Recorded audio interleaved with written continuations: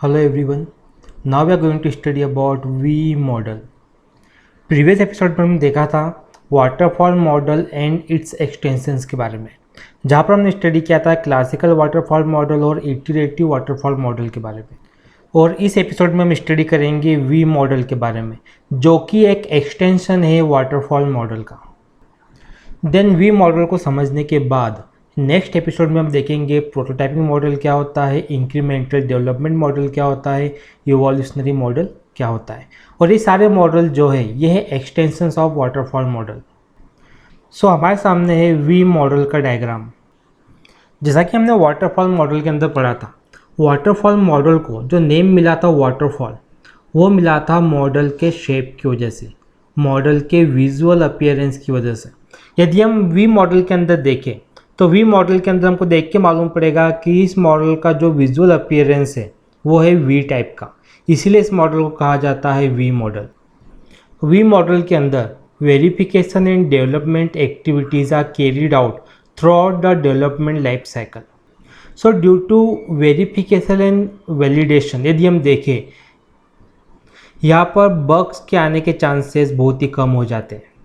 That means ये model उन softwares के लिए सूटेबल है जहाँ पर ज़रूरत है हाई रिलायबिलिटी की।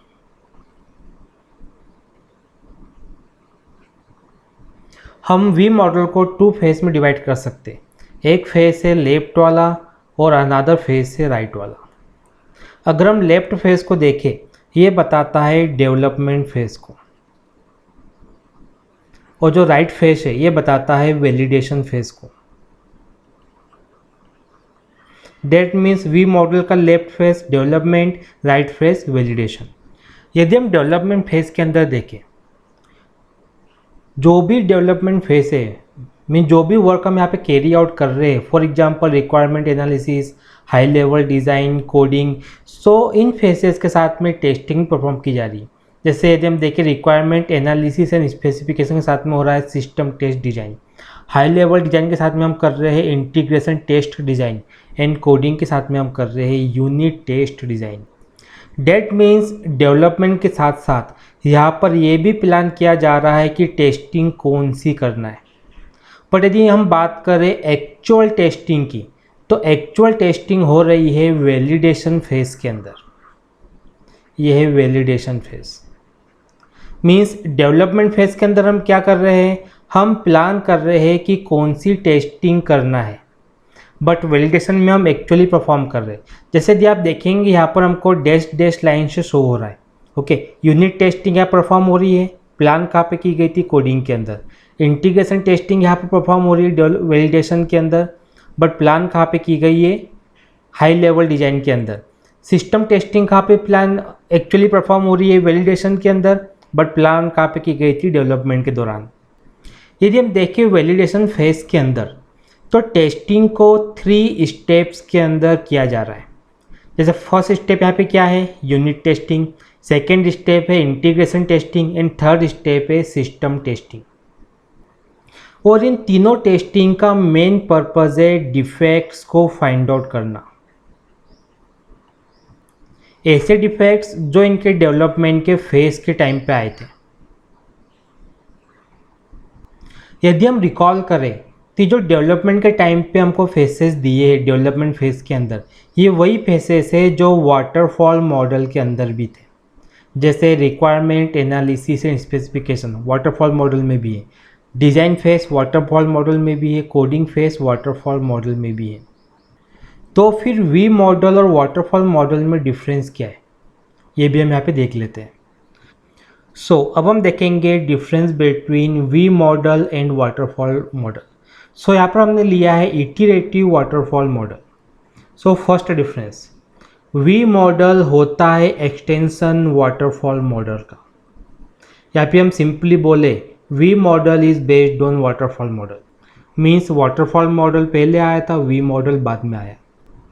अब हम देखते हैं टेस्टिंग में डिफरेंस कहाँ पे आता है। अगर वाटरफॉल मॉडल की बात करें तो जो टेस्टिंग फेज है, ओनली टेस्टिंग फेज के टाइम पे ही वाटरफॉल मॉडल के अंदर टेस्टिंग की जा रही है। बट जब बात आती है वी मॉडल की, तो through out the life cycle यहाँ पर टेस्टिंग परफॉर्म हो रही है। जैसे कि हम देखिए रिक्वायरमेंट एनालिसिस स्पेसिफिकेशन के टाइम पे भी यहाँ पे टेस्टिंग है, ओके, डिजाइन के टाइम पर भी यहाँ पे टेस्टिंग है, कोडिंग के टाइम पे भी यहाँ पे टेस्टिंग है। डेट मीन्स हम ये बोल सकते हैं कि वी मॉडल के अंदर डेवलपमेंट एंड वैलिडेशन दोनों ही हाथ के साथ होता जा रहा है। बट वाटरफॉल मॉडल में ऐसा नहीं है। वाटरफॉल मॉडल में सिर्फ एक फेज से टेस्टिंग करने के लिए। सो अब हम ये भी देख लेते हैं आखिर वी मॉडल का एडवांटेज क्या है। सो फर्स्ट एडवांटेज हमारे पास में है, much of the testing activities are carried out in parallel with the development activities.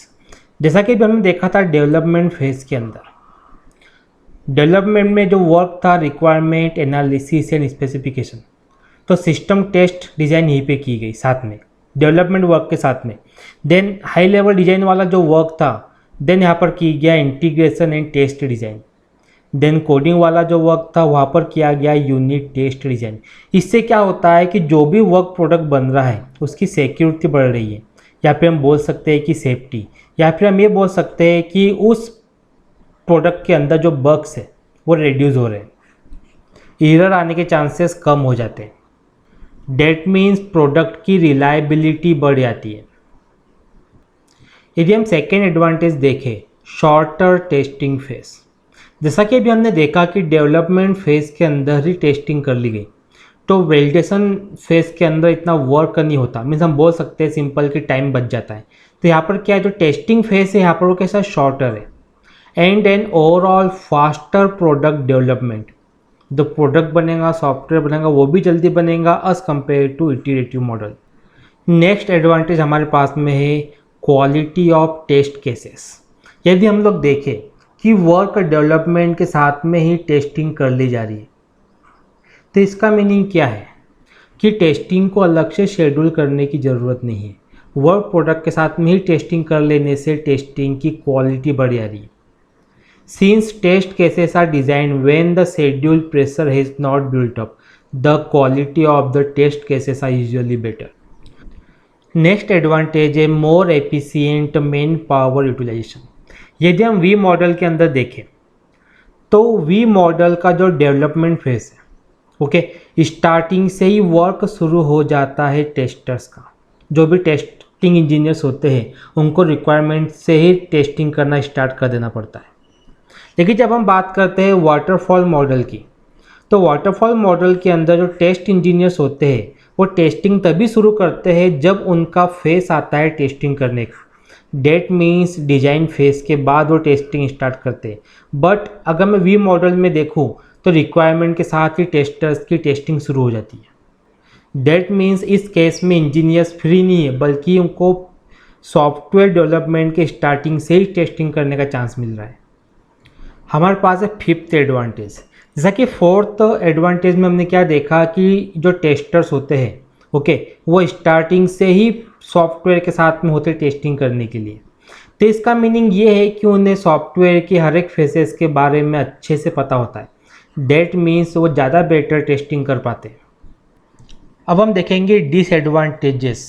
जैसा कि हमने पहले देखा था कि जो वी मॉडल है वो है एक्सटेंशन वाटरफॉल मॉडल का। डेट मीन्स वी मॉडल ने बहुत सारी वीकनेस, ओके, मीन्स बहुत सारे डिसएडवांटेजेस भी इनहेरिट किए हैं वाटरफॉल मॉडल से। जैसे फर्स्ट यदि हम देखें disadvantage, it is not suitable for projects where requirements are not clear, same as waterfall model.